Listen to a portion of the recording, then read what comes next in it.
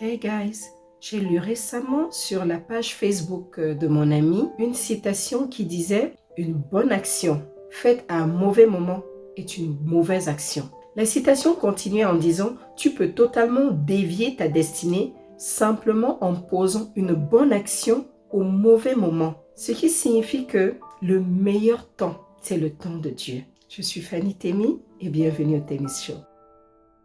Le but de ce show est de t'aider, de t'inspirer, de te motiver et de t'instruire en te donnant des outils qui te rendront suffisamment courageux pour te lever et marcher dans ta destinée. Aujourd'hui, je vais partager avec toi sur un sujet que j'ai intitulé « Le meilleur changement ». Je ne sais pas si tu en es déjà arrivé à dire « j'en ai marre d'en avoir marre ». Moi, oui. J'avais marre d'en avoir marre de faire les mêmes actions et d'avoir toujours les mêmes résultats. D'avoir cette vie, une vie dans laquelle je me sentais vide. Le plus drôle, c'est que bien que j'étais consciente que ma vie ne me satisfaisait pas, ça m'a pris plus d'une dizaine d'années pour finalement initier le meilleur changement. Je dis le meilleur changement parce que pendant tout ce temps, je faisais des choses. Je suivais un programme de développement personnel où je devais faire certaines actions spécifiques tous les jours. Mais je me suis rendu compte beaucoup plus tard que peu importe ce que tu fais, si tu ne sais pas vraiment qui tu es, où est-ce que tu veux vraiment en venir avec ta vie,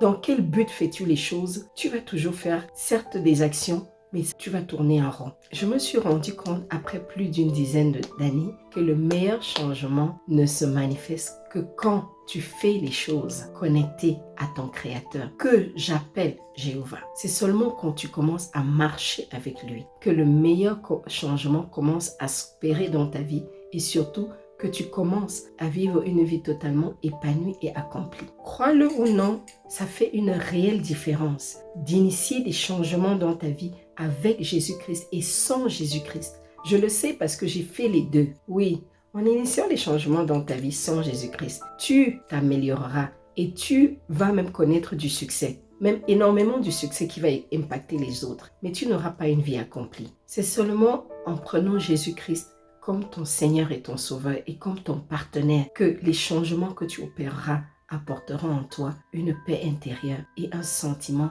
d'accomplissement. Prends Jésus-Christ comme associé pour tout ce que tu as à faire dans tous les domaines de ta vie. Prends-le comme ton berger qui marche devant toi et te montre le chemin. Tout ceci pour te dire que tes anciennes décisions te conduiront toujours aux mêmes anciens résultats, alors que prendre des nouvelles décisions basées sur la volonté et le plan de Dieu pour ta vie te conduiront à une vie accomplie et une vie fructueuse. Prends exemple sur les 4 lépreux qui connurent le meilleur changement de leur vie tout simplement en décidant de faire de nouvelles actions. Tu peux lire cette histoire dans 2 Rois chapitre 7 versets 3 à 20.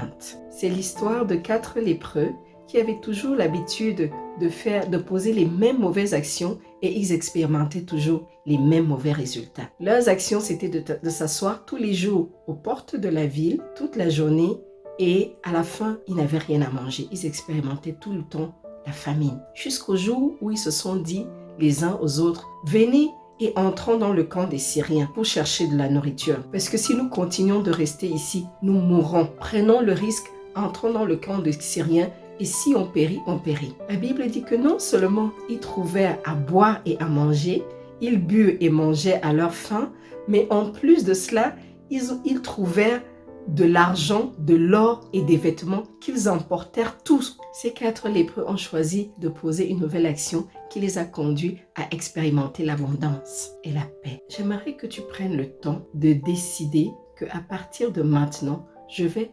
intentionnellement et de manière consciente initier des nouveaux changements qui me mèneront à une vie épanouie et accomplie en prenant Jésus-Christ comme mon partenaire et mon Dieu dans tout ce que je fais. Une des meilleures actions que tu poserais et qui te ferait du bien à toi-même, c'est de décider d'être quelqu'un qui lit et met en pratique la parole de Dieu au quotidien. Une autre chose que j'aimerais t'encourager à en faire, c'est vraiment prendre le temps de prêter une attention particulière à tes pensées. Tu ne deviens pas ce que tu souhaites, mais tu deviens uniquement ce que tu penses. et ce que tu fais. Alors tous les jours, charge ton esprit de la parole de Dieu. Charge ton esprit des paroles positives.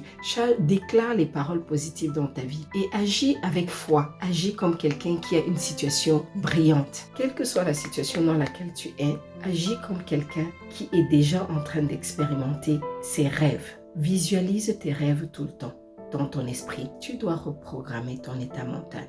Tu dois reprogrammer tes pensées. Tu dois y croire. Ça commence par le changement de ton discours verbal et ça continue avec les actions qui coïncident avec le discours positif que tu vas mettre en place. À force de répéter ces paroles de foi, le Dieu qui t'a créé par un processus spirituel va fixer ces paroles de foi dans ton esprit. Et plus tu continueras à persévérer dans la déclaration des paroles de foi et des paroles positives, ces paroles deviendront ta réalité, elles deviendront tes croyances. Et non seulement elles seront tes croyances, mais tu vas te retrouver en train d'agir en accord avec ces paroles-là. Pour conclure, j'aimerais juste t'encourager, initie le meilleur changement en choisissant Jésus-Christ comme ton partenaire. Il te conduira vers l'accomplissement de ta destinée. Peu importe ta situation actuelle, choisis d'être heureux, choisis d'être heureuse, choisis d'y croire, choisis de garder le sourire, choisis de rester positif. La Bible dit, décharge sur lui tous tes soucis, car